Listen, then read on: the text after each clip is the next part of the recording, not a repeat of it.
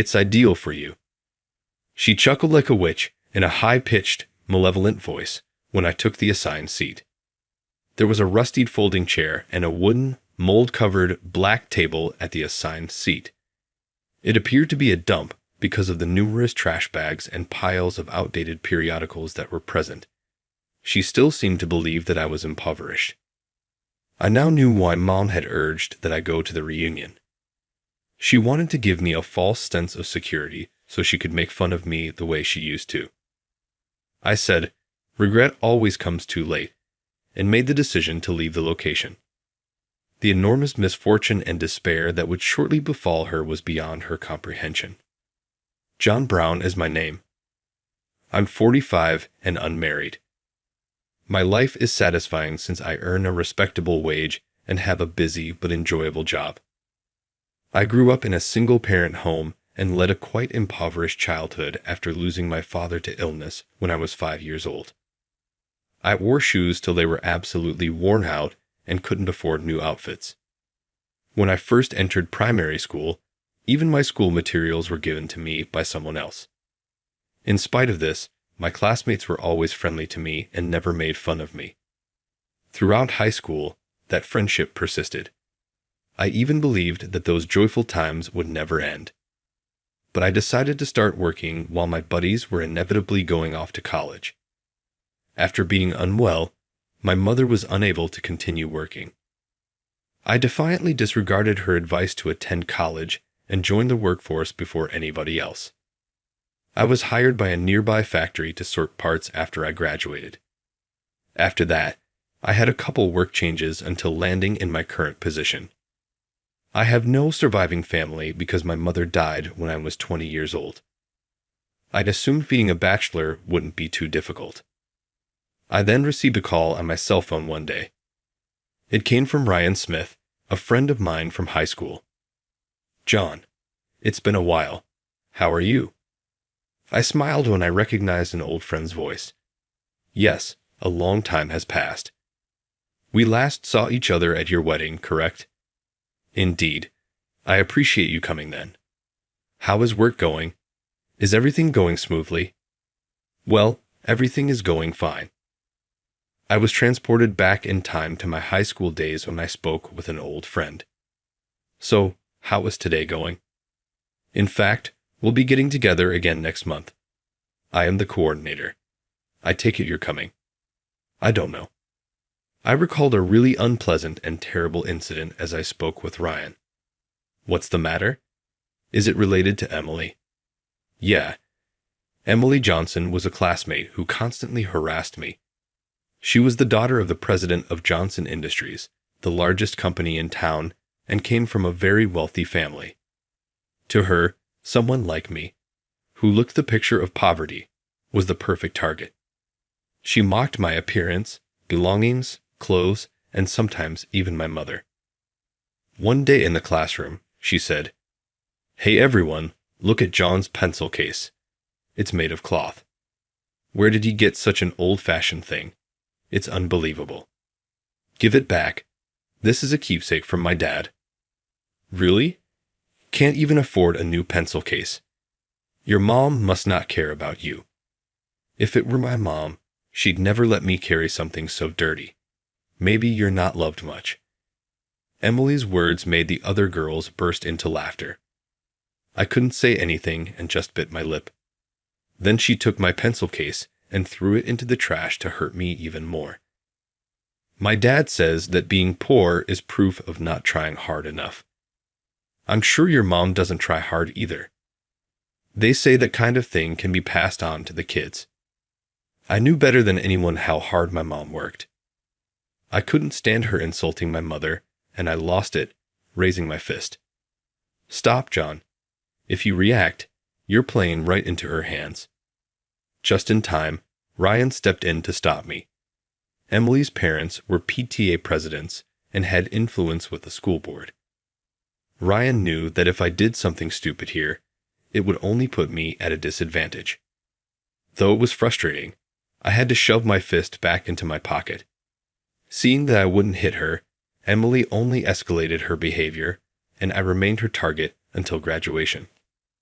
Thankfully, everyone else besides Emily and her group treated me normally, as a friend, which was my only relief. Unpleasant memories raced through my mind, and there was a moment of silence between Ryan and me. I heard Emily went abroad to study a while ago, so she might not attend. I can't be sure, but just come. You want to see everyone, right? Ryan's words made my chest tighten. As much as I looked forward to seeing old friends, I honestly didn't want to face someone who left such a bitter mark on my past. Sorry, but I need a little more time to think about it. Got it. I won't push you, but I'm hoping for a positive response. Thanks for inviting me, Ryan. I thanked him and hung up the phone. I was torn between wanting to see old friends and not wanting to see Emily, making it hard to decide. One day on my way back from an audit, I was drenched in sweat after walking around in 90 degrees weather, so I decided to take a break at a cafe along the street. I sat down and ordered an iced coffee. While I was waiting, the person sitting across from me spoke up. John? It was Emily, someone I could never forget. For a moment, I froze and quickly looked away from her. Memories of her various harassments flooded my mind, bringing up indescribable emotions. Oh, hi. Long time no see. What a coincidence. I managed to squeeze out a response, and suddenly, Emily started apologizing to me. I'm really sorry for what I did back then. I truly feel terrible about it. Her sudden apology caught me off guard. I never expected to be apologized to, after 30 years in such a place. I did some really awful things. I wanted to apologize to you for so long, but I couldn't find the courage.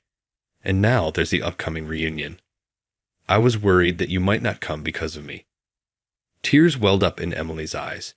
She genuinely looked sorry. I was studying in France until recently. I did volunteer work there and had a lot of different experiences. That's when I started thinking about you, John. About me? Yes. I suddenly realized my past mistakes and felt ashamed. Then I knew I had to apologize, even if I wouldn't be forgiven. So I came back. I couldn't believe she returned to apologize to me after all this. I couldn't refuse to forgive her. It's okay now. It was 30 years ago. When I said that, Emily's face lit up. Really?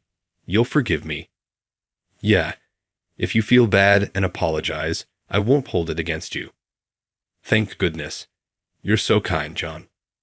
I can't believe I treated someone like you so badly. Emily said this while talking to me using animated gestures. Her exaggerated reactions, almost like a stage actress, made me smile a little.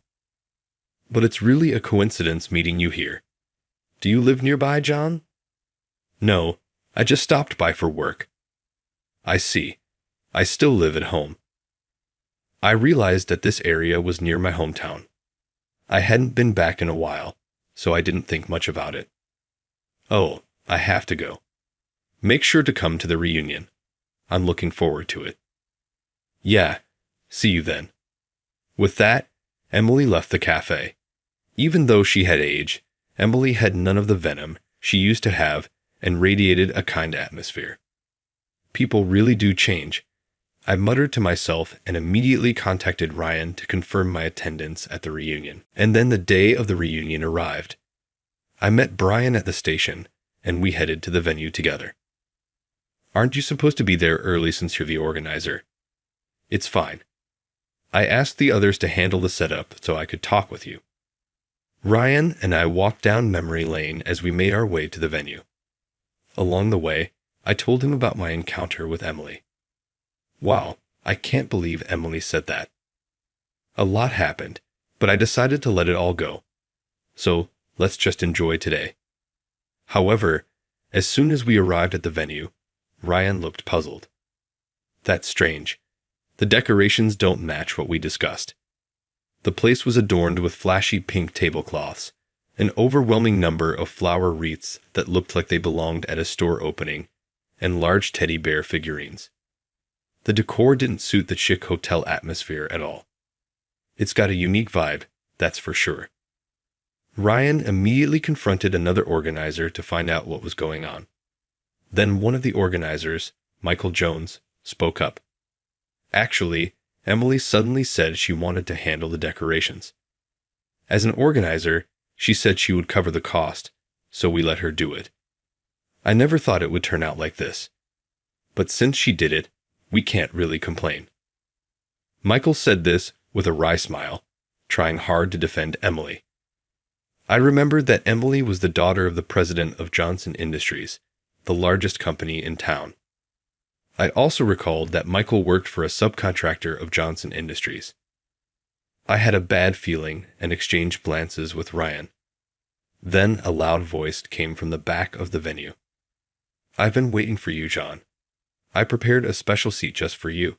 Come quickly." Emily, already drinking, appeared with a flushed face from the alcohol. Unlike the last time, she had a mean look and the same malicious eyes as in high school. Several classmates around her gave me awkward smiles. The special seat was prepared in the farthest corner of the venue.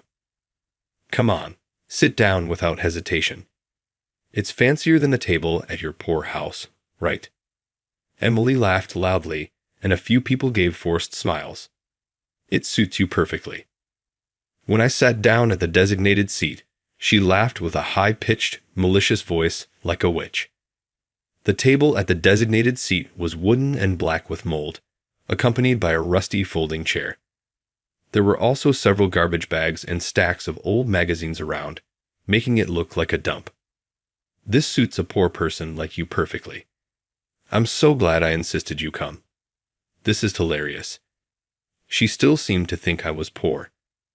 Now I understood why she insisted I attend the reunion. She wanted to lure me into a false sense of security and then mock me like she used to. I had to suppress my laughter at how ridiculous she looked, completely unaware of who I had become. As I thought about how to explain and surprise her, an idea came to mind. "Regret always comes too late," I said, and decided to leave the venue. She couldn't possibly imagine the immense misfortune and despair that would soon befall her. I told Ryan that I was leaving and headed for the exit. Ryan was furious with Emily's behavior, but, as an organizer, couldn't leave the event. "Why did it have to turn out like this? I'm sorry, John. It's my fault for not handling this better. Don't let her ruin your night. Let's enjoy it with just us." While I appreciated Ryan's words, I couldn't stay. I was disgusted with myself for not questioning her apology from the start and just wanted to leave. "It's not your fault. Don't worry about it. It's surprising how much influence Johnson Industries still has." I had a feeling from the reactions around her that many of our classmates still lived in town and benefited from Johnson Industries. If they went against her, their own lives could be threatened. Because of that fear, no one dared to stand up to her. It showed just how influential the company was. As I was talking to Ryan, Emily's loud voice echoed for everyone to hear. "Poor people are so pathetic. Don't you all agree?" I no longer recognized her voice as anything but noise and watched her with a cold gaze from a distance. "I'll bring her down from her high horse soon enough." That thought ran through my mind. "Ryan, sorry, but I just remembered some work I need to do. See you later." Even on a Sunday? That's tough. Take care. I immediately got into a taxi and headed back to the office. The cab fare cost me $100, but I didn't have the energy to take the train. I started working alone in the empty office. I had an important business meeting involving $10 million the next day, so I needed to prepare. As I reviewed the documents, I couldn't wait for tomorrow. The next day, I headed to the meeting. Normally, a sales representative would go, but I decided to go alone at the last minute. I arrived at the meeting place, Johnson Industries. When I gave my name at the reception, I was greeted warmly by the president, Robert Johnson. "Hi, John. I'm honored that the president himself would come for this meeting. I'd like to get straight to the point and keep this brief." My blunt response puzzled Robert. He must have wondered why I was so cold when we were about to discuss a $10 million deal. Once we were in the president's office, I got straight to the point. The deal is off. What? He looked quite flustered by my sudden statement. Of course, that would be the case. Even for Johnson Industries, they wouldn't want to let go of a $10 million deal so easily. What is the meaning of this? Why such a sudden change? I'm sorry, but we found a company that offered better terms. We've decided to go with them. Wait, you can't just drop this on us out of nowhere. Canceling the deal like this is incredibly unprofessional. Just as I thought, Robert had a short temper. He was known for kowtowing to people in higher positions, but being arrogant towards employees and subcontractors. There were even rumors that he would use any means necessary to get his way if things didn't go as he wanted. Your company is well rooted in the local community, isn't it? I'm sure the people around here benefit greatly from your presence. Of course they do. Our annual sales are $10 million, the highest in the area. However, our company aims to expand globally. Our policy is to increase dealings with companies that have a broader perspective rather than those that only operate locally. Hearing this, Robert seemed to have an idea and said, "In that case, my daughter Emily is our secretary. She's very talented and studied in France. It's the age of globalization, you know. Emily, come here."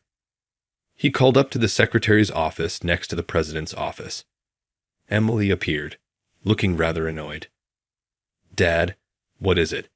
I'm busy doing my nails." "Come on, Emily, introduce yourself.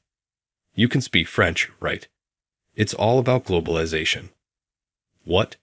What's that? I only speak English. And what's globalization? Is that a new artist?" Robert turned pale at Emily's response.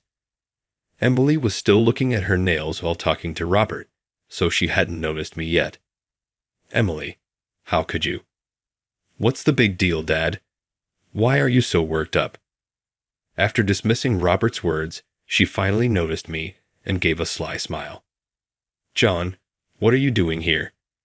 Are you here to ask my dad for a job because you're poor?" "Sorry, but we don't hire poor people." It seemed Emily still hadn't realized how mistaken she was.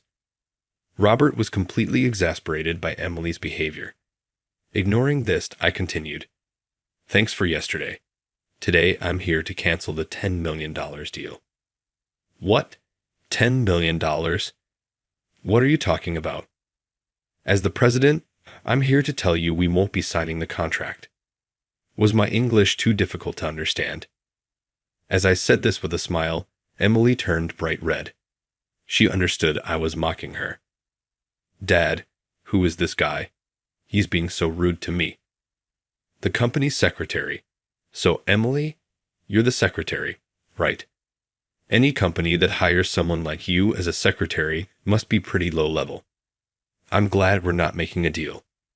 I spoke my mind calmly. No company has a future if they make someone who doesn't even know the meaning of globalization a secretary, even if she is the president's daughter. I suspected her study abroad was just an excuse to party without actually studying. "Don't be ridiculous. How dare you mock me even though you're poor? Dad, kick him out now." "Emily, this man is the president of Brown Corporation. Don't be rude." "Brown Corporation? Never heard of it. Sounds like a no-name company." Emily continued to look down on me. But with the next words, she would learn the reality. "The nail polish you're using, the manicure you're doing, even the clothes you're wearing, were all designed and sold by my company. Don't be ridiculous. I got these directly from France. They aren't sold in America." "That's right. We had them designed by French designers and sold in France. You can check for yourself." Emily, hearing my words, immediately took off her gown and checked the tag. "JB, could it be John Brown?" It must have been unimaginable for her that the brand she admired was owned by the very person in front of her. "Dad, is Brown Corporation really that big of a company?" "Bigger than ours." Our company can't even come close to theirs, no matter how much we try. You should apologize immediately." Robert quietly urged Emily to apologize, trying to gauge my reaction. But I had no intention of making any deals, even with an apology. Last year, sales were around $100 million, I think. $100 million. That's impossible. Emily finally realized that the person she looked down on as poor was far above her in reality. This can't be true. He was so poor he couldn't even buy a pencil case. His mother was sick, and he didn't go to college. How could someone like that start a brand in France and have annual sales of $100 million? It was understandably hard for her to believe. However, the turning point came when the company I joined after high school started handling fashion products in addition to industrial products like screws and bolts. I was chosen to be a member of the newly established department, and I began studying and researching fashion intensively, making proactive suggestions that became big hits. Driven by the desire to study fashion more seriously, I quit my job at 28 and went to France alone for language studies. While attending school there, I also learned about global fashion. After returning to the US, I started my own company with no backing. The beginning was tough, but by leveraging online sales and social media, I steadily built a customer base, leading to my current success. The brand business in France also thrived with the help of friends I made during my studies. In any case, please reconsider and sign the contract. I'm begging you. I refuse. Now, if you'll excuse me. As I stood up to leave, Robert clung to me, trying to stop me. Please wait. Our company is on the brink if you cancel the contract now. That was none of my concern. I coldly brushed him off, and Emily sharply protested to me. How could you treat my dad like this? You're awful. I'll return those words to you. You're the awful one. Emily was shocked by my harsh demeanor. Leaving the dumbfounded father and daughter in the president's office, I walked out of the company. A week later, I received a call on my personal phone from an unknown number.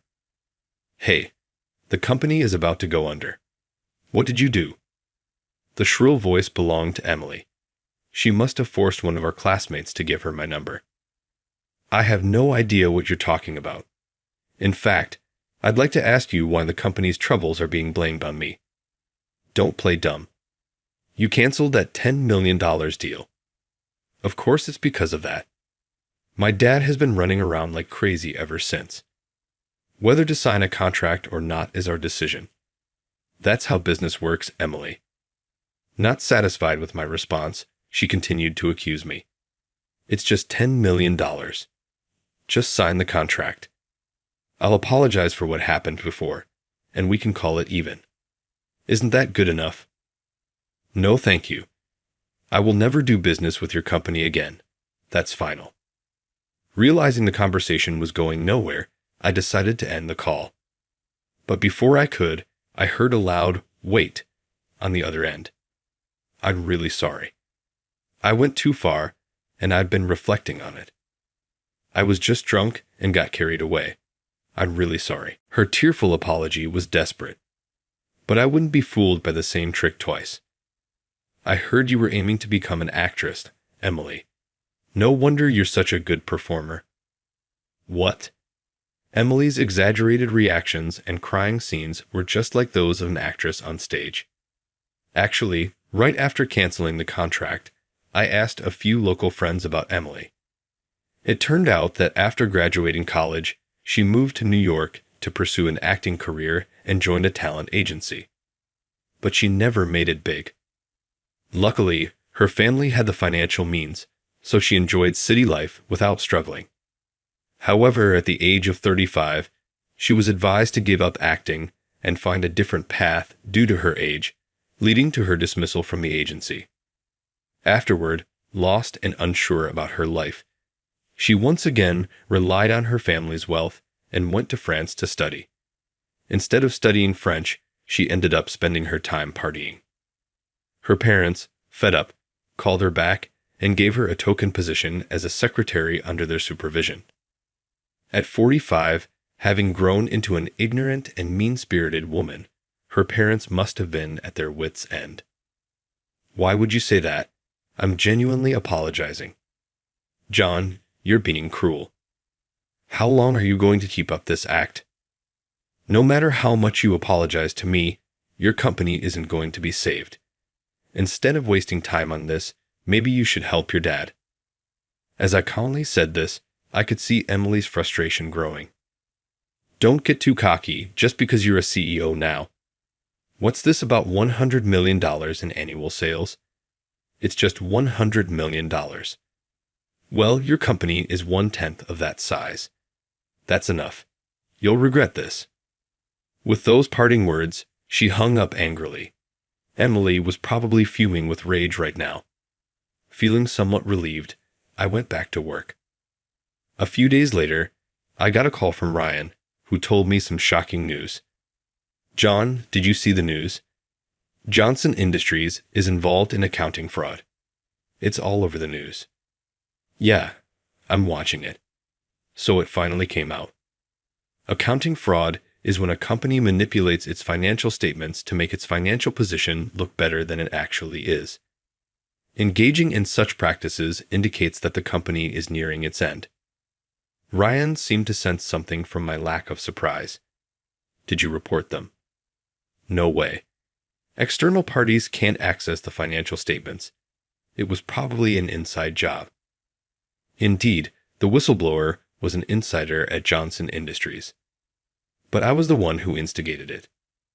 Michael, who was an organizer at the reunion, worked for a subcontractor of Johnson Industries. Realizing this, I contacted him immediately and asked him to investigate Johnson Industries' misconduct. That's how this information came to light. Michael, always the responsible type who served as class president back in school, was deeply upset about the whole situation. Despite enduring unreasonable things in the past for the sake of his livelihood, Michael couldn't tolerate the misconduct of the main contractor. He quickly decided, along with a few colleagues, to blow the whistle. From there, it was easy. The fraud was quickly exposed, and Johnson Industries was in crisis in no time. After watching TV for a while, I received another call from Emily. What are we supposed to do? My dad went to the police, and the media are swarming around our house. My mom and I can't even leave. This is all your fault. Robert's misconduct has nothing to do with me.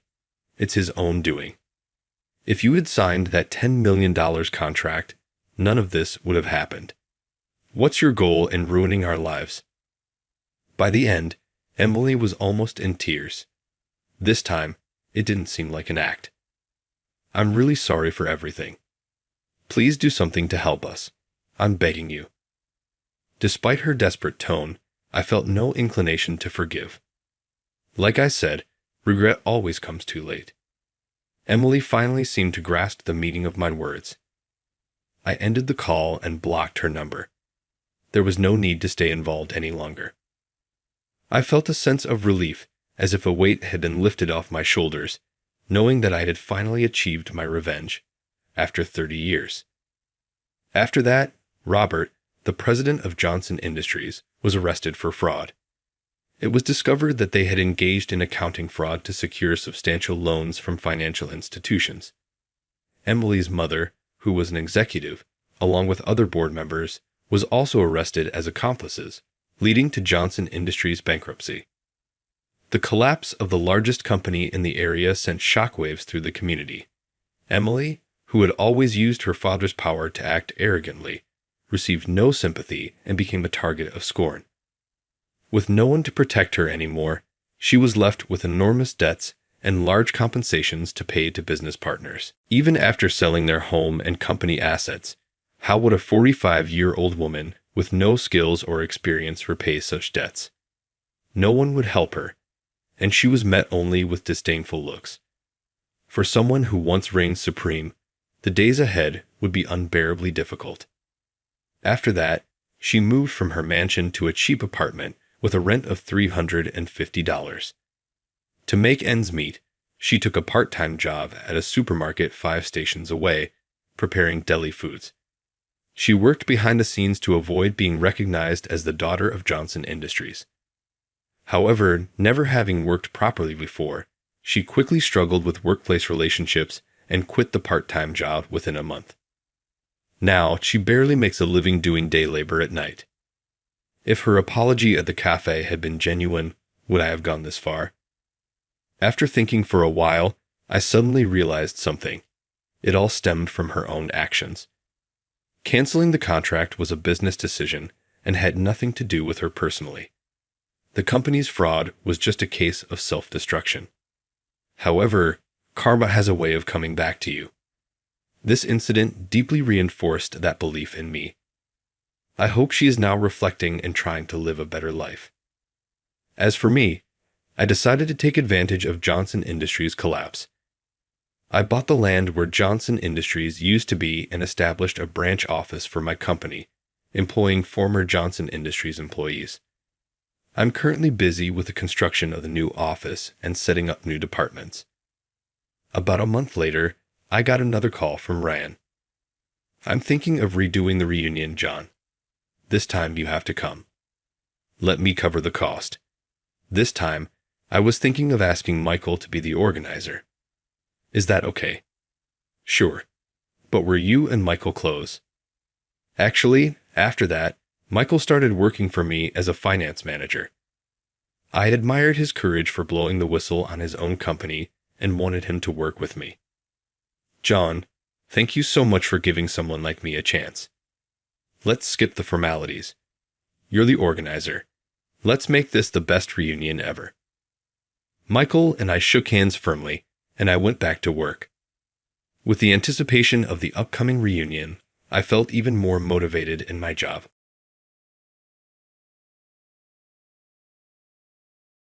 You scumbag subcontractor. The offensive remarks spoken about my son made me frown. The speaker, a department head at a maker of machine parts, obviously denigrated M's business, a subcontractor. Speaking to a bank staffer, he sneered and lightly tapped my son's head, saying, "Oh, this our company slave." Despite being treated so badly, my kid remained silent, maybe out of respect for the primary contractor. However, I couldn't stand by and watch such rudeness. Having someone who only knows how to use their position to denigrate others as a department head raises severe concerns about the caliber of the entire organization. I started talking gently, keeping it in mind. You can call me Jack Nicholson. I have a reasonably active life as the president of Nicholson Electric and Appliance Manufacturer. However, there was nothing planned for today, making it an unusual day off. I was reading the newspaper and enjoying a cup of coffee in the living room when my phone rang, thinking it could be good to spend a day at home for once. My second kid, Kyle, was the name that was shown. Good morning, Kyle. What's going on? Good morning, Dad. Would you like to go out to dinner with me after I visit the bank today to discuss the loan? I grinned and took a drink of coffee. Yes, let's get together at the bank. I'll be in the lobby waiting for you. I got it. I'll email the time to you. When Kyle heard my answer, his voice sounded pleased. It's difficult not to relax the purse strings when he smiles like that. Being the youngest, he has, to be honest, always figured out how to obtain what he wants. Kyle was an engineer at our company once. At Nicholson Electric, he solved several technological problems thanks to his extraordinary talent. I was proud of his persistent desire to take on new technological difficulties as I saw him develop. After years of courtship, Kyle eventually wed his childhood pal. Kyle decided to become an adopted son-in-law because she was the sole daughter of a company president. In order to assume her father's position as heir at Wilson Manufacturing, Kyle quit Nicholson Electric. But his father-in-law, Edward Wilson, unexpectedly died just before he was set to begin his studies. All of a sudden, Kyle had to handle every aspect of managing the company. Kyle was a former engineer with minimal experience in management. Nevertheless, he put in a lot of effort to safeguard the abandoned business. When we first met, He frequently had black circles under his eyes, indicating that he was having trouble with the new task of administration. I wanted to help him as his father and a fellow entrepreneur. I frequently gave suggestions to Kyle when he was looking over documents late into the night, and occasionally we stayed up together to brainstorm improved ideas. Kyle took my advice seriously and made an effort to put it all into practice. Wilson Manufacturing's performance consequently improved over time. Kyle became a successful company leader as a result of his hard work. After all this time, I was really looking forward to spending some time with him as a father and son. So that afternoon, I changed into casual clothes and left the house. Usually, I'm dressed in a sharp suit, but today I'm just a father, not a business owner, so something simple would do. When I arrived at the bank, the lobby had a calm and quiet atmosphere. "Sorry, Dad, the previous customer is taking longer than expected, so I haven't been able to consult with them yet." I found Kyle sitting on the waiting area sofa and approached him. When he noticed me, he spoke with a slightly apologetic tone. "It's no problem. I'll just wait here, so don't worry about it." "Thanks, but somehow having you nearby makes me nervous." "What are you talking about?" At this point, I said with a bit of exasperation, and Kyle smiled warmly. As Kyle and I sat side by side in the waiting area, a few men came out of a private room. One of them spotted Kyle and approached with a nasty grin. The man's face looked familiar, but I couldn't recall his name. Who on earth could he be? As I was sifting through my memories, the man sneered and began to speak to Kyle. "Hey, you low-life stub contractor." Kyle frowned for a moment at his attitude, but quickly stood up and greeted him politely. "Good afternoon, Shan." When I heard the name Sean, it suddenly clicked. He was Sean Meth, the head of the manufacturing department at Wilson Manufacturing's main contractor, a machine parts manufacturer. I must have remembered him because we had met before. "What brings you here? Are you here to apologize for a delay or something?" "No, I'm here to discuss a loan today." "Don't pretend you're fine. Your company is in serious trouble, isn't it?" Even though Kyle responded calmly, Sean continued to mock him without really listening. Excuse me." At that moment, the loan officer from the bank, who had come out of the room with Sean, hesitantly spoke up. Seeing this, Sean seemed to think the officer wanted an introduction. "Oh, this our company's slave," Sean said, tapping Kyle on the head. Perhaps out of respect for the main contractor, Kyle remained quiet despite this rudeness. Taking advantage of this, Sean continued to speak with even more contempt. "For a small company like yours to be here, you must be here to beg for money, right?" The rude words from Sean filled me with intense anger. What is wrong with this guy? I was close to losing my temper before Kyle did. Meanwhile, Kyle remained calm, letting Sean's words pass without losing his composure. I couldn't help but admire his calm demeanor. Kyle used to be much more impulsive, quick to anger. In the past, he got into fights at school several times, and I was often called in to give him a lecture. Even when he first started working, he often let his emotions get the better of him on the job. There were many times when he got heated during negotiations or caused trouble on the work site. But the Kyle standing before me now seemed like a completely different person. He had learned to control his anger and gained the ability to calmly assess situations. As his father, I was incredibly proud. However, from Sean's perspective, Kyle's calmness only seemed to provoke his irritation. Sean glared at Kyle, sneered, and said, "What's with that attitude? Show some gratitude. Subcontractors like you can't survive without us. Of course, we're grateful for our daily business relationships. That's not coming through. Subcontractors should behave accordingly and brown nose and be aware that you rely on us completely." What a terrible thing to say. The contrast between Kyle's composure and Scene's arrogance only heightened the tension in the room. I couldn't help but question Scene's suitability as a professional in any business setting. Or maybe it's more like he lacks basic manners and a sense of ethics. Does he normally behave so arrogantly towards subcontractors? If that's the case, it's a serious problem. He only knows how to look down on others by using his position. Having someone like him working as a department head raises concerns about the overall quality of the entire company. With that thought, I finally decided to speak up. "Excuse me, can I have a word?" When I called out to Scene, he looked at me with a puzzled expression. "Does your company approve of treating subcontractors like that?" When I asked this, Scene scoffed, looking down on me. "Huh. Who the hell are you? This is none of your business." "Do you really think so?" I slowly stood up and looked Scene straight in the eye as I spoke. Scene took a step back, appearing slightly intimidated. I continued speaking to him. "Let me put it this way. The $30 million contract for the new product release next year, which was planned with your company, is now canceled." The room fell silent for a moment at my words. Scene looked stunned for a moment, but then he burst out laughing loudly. "Hey, who is this old man, Kyle? Is this guy someone you know?" When Scene asked this with a laugh, Kyle answered with a straight gaze. "He's my father." At this, Scene laughed even more in a crude manner. "You brought your senile old man here to try and get sympathy, huh?" Hearing this, Kyle, who had remained calm until now, glared at Scene with a look of anger. At that moment, the loan officer began whispering nervously into Scene's ear. What about that old geezer?" Scene listened to the loan officer with a dissatisfied expression, but gradually the color drained from his face. His expression quickly changed to one of shock and panic.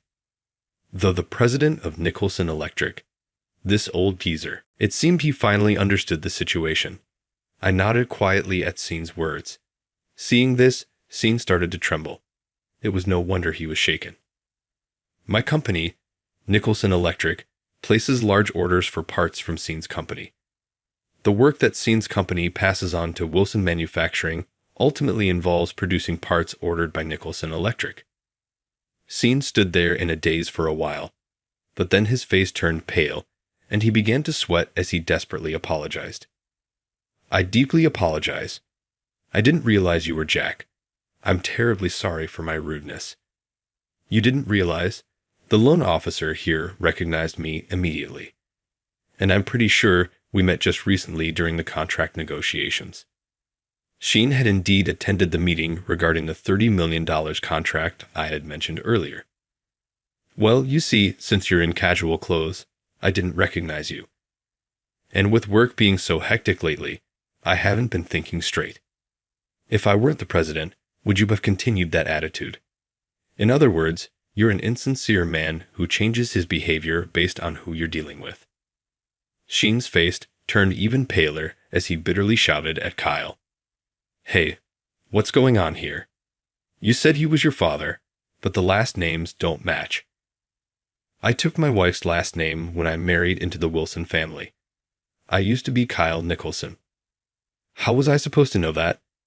Why didn't you tell me your father is Jack? And you call yourself a subcontractor when you can't even share basic information. Whether he's my son or not is irrelevant here, Scene. What we're discussing is your lack of morals." When I said this, Scene desperately tried to make excuses. No. It was just a little joke earlier. There are some things that can't be dismissed as jokes, especially in a business setting. Listening to Scene's feeble excuses, I continued in an even calmer voice. "I can't trust someone who makes such tasteless jokes, and without trust, it's difficult to maintain any contract. Do you understand what I'm saying?" "What exactly do you mean?" "What I'm saying is that after today's incident, we'll have to reconsider our business relationship with your company." I heard Scene gasp as he took in my words. Ignoring his reaction, I continued speaking. "It's difficult to build a relationship of trust with a company that treats its subcontractors like slaves. Tomorrow, we'll officially notify you of the contract termination." I delivered these words clearly and without hesitation.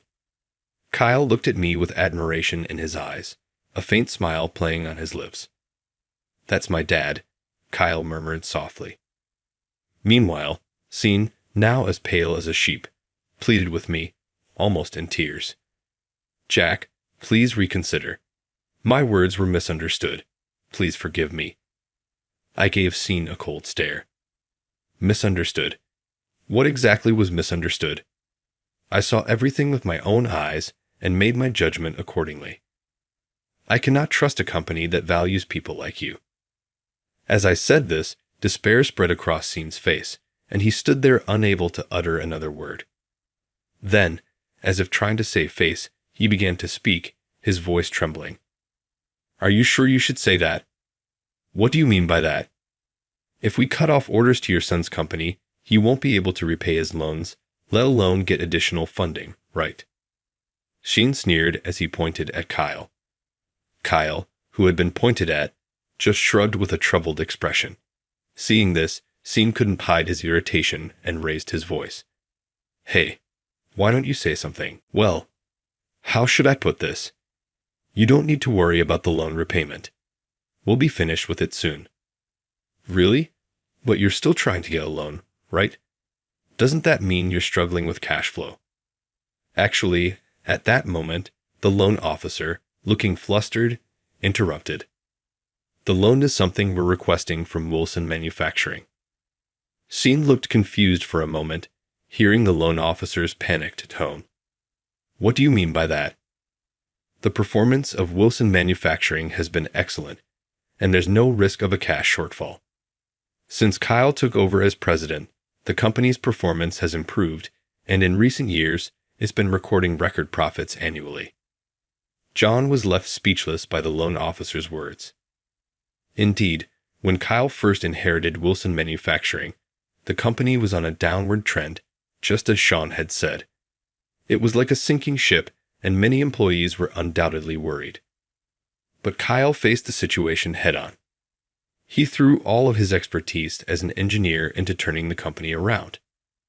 He thoroughly reviewed the manufacturing processes to improve efficiency, introduced new technology to upgrade the old equipment, and significantly improved the quality of their products, thereby elevating the technical standards of Wilson Manufacturing. Moreover, Kyle sought advice from me, his father. I taught him about business strategy, market analysis, and the importance of risk management. Kyle absorbed this knowledge and put it into practice. The combination of Kyle's technical expertise and my business advice led to Wilson Manufacturing's steady recovery. And as the loan officer mentioned, the company has been recording record profits every year. We're set to fully repay our loan in about a month, but the bank suggested an additional loan, so I'm here to discuss that today. You mean the bank suggested it? Yes. I was considering expanding our production line, so I thought it was a good idea. John stood there in stunned silence at Kyle's words. A bank proposing a loan is the clearest indication that the company is in good financial health. Banks don't lend money without confidence in repayment. I could see Sean's face twist in shock and panic as he finally grasped the situation. No way. You're really that confident. It's the result of my experience at Nicholson Electric and my father's advice. But most of all, it's the result of the hard work of all our employees. Kyle said this with a confident smile. At that moment, the bank branch manager hurriedly approached us. My apologies for the delay, Kyle. The branch manager didn't even glance at Sean and came straight over to Kyle and me, continuously apologizing. Watching this, I could see the blood drain further from Sean's face. He clearly hadn't imagined that the person he had been looking down on was someone worthy of such respect. It was as if I could hear the sound of something deeply ingrained in him crumbling to pieces. I'm glad I made it in time. I'd like to join the discussion, if that's all right. Of course. We appreciate your input. I've been hearing a lot about the success of Wilson Manufacturing. We're eager to proceed positively with the additional loan. The branch manager began speaking enthusiastically, signaling to the loan officer. The loan officer immediately responded by leading Kyle and me to a private room. Oh boy, I was just planning to have a meal as a regular dad today. Come on, Dad. Don't say that. I wanted to hear your advice too. Well, I suppose I don't have much of a choice this way, Kyle. With the branch manager guiding us, we entered the private room. As I glanced sideways at Sean, I saw him standing there dumbfounded, left behind. The next day, before I could send notice of the contract termination, I received a call from Sean's company. It seemed their president wanted to apologize in person, so Kyle and I arranged the meeting. As soon as we met, the president apologized deeply for Sean's misconduct. We deeply apologize for this situation. We also find Sean's behavior highly regrettable for our company. Jack, could you possibly reconsider canceling the contract? The president pleaded earnestly, and I calmly responded. If that's the case, I would like you to conduct an internal investigation to see if he has treated other subcontractors in the same manner. And if there is such evidence, take appropriate action. If you do, I will reconsider canceling the contract.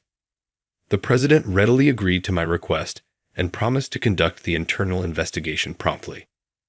As a result of the investigation, it was revealed that Sean had displayed the same arrogant behavior toward multiple subcontractors and had even demanded personal kickbacks. Furthermore, he forced weaker subcontractors to align their stories and expensed his personal dining as guest company costs. Given the severity of these actions, Sean was immediately dismissed for cause. Additionally, the legal department began taking steps to address the kickback issue. After receiving this report, I, as the president of Nicholson Electric, informed them that I would withdraw the contract termination. This should restore normal relations between them and Wilson Manufacturing. Let's hope so. Reflecting on the events, I couldn't help but feel proud of Kyle's growth. Despite being treated so disrespectfully, Kyle remained calm and composed throughout. He truly has the qualities of a president. I hadn't realized just how much he had matured. I used to worry about his hot-headed, impulsive nature when he was younger. But now, his growth is astonishing. Thinking that, I decided to express my feelings to Kyle. Kyle, you've really become someone to be proud of. Huh. Where is that coming from all of a sudden? No, I just couldn't help but think that after everything that happened. Thanks, but it's all thanks to what you taught me.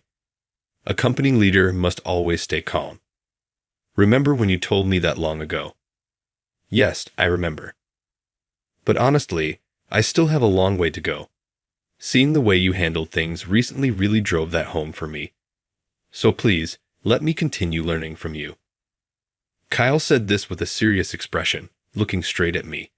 What words could be more gratifying for a father? Hearing Kyle's words brought a wave of emotion to my chest. I see. Then let's continue growing together from here on. As I wiped away a tear forming at the corner of my eye, Kyle smiled warmly. His smile conveyed deep trust and respect. Thank you, Dad. I'll be counting on you. Of course. I can't afford to fall behind either. As long as you keep growing, I'll have to keep working hard too. I answered with heartfelt resolve. As a parent and as a business leader, I couldn't be more excited about the future I would share with Kyle. With a playful tone, Kyle then suggested, "How about we exchange ideas over another meal sometime? On your tab, of course. Hey, I've been paying all the time. It's about time you treat me, Mr. President." As I celebrated Kyle's growth, I also found myself reinvigorated for the challenges ahead. Our bond grew even stronger, and together, we took a new step toward the future of our respective companies.